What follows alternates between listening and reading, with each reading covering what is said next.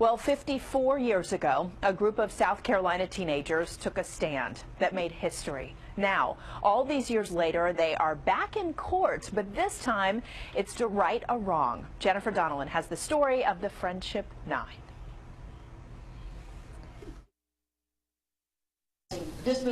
It's been 54 years since 9 black men sent to chain gang chose to be sentenced to a South Carolina chain gang when they could have just paid a $100 fine.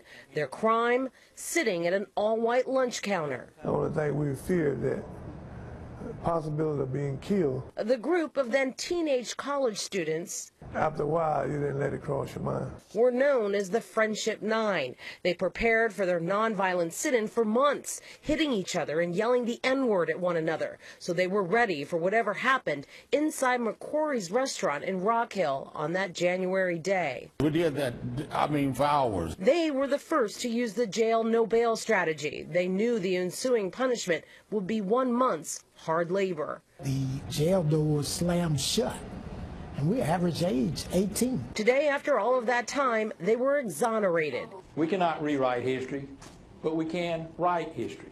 Even for the judge who vacated the charges, the day was personal, as it was his own uncle who presided over the original case in 1961. A lot of folk in the state aren't happy about this. So there is that little look over your shoulder type of feeling that we had even in 61. Jennifer Donnellan, ABC 7 News.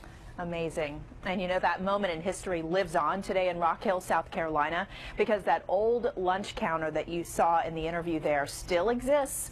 The only difference, those chairs where the Friendship 9 sat now bear their names.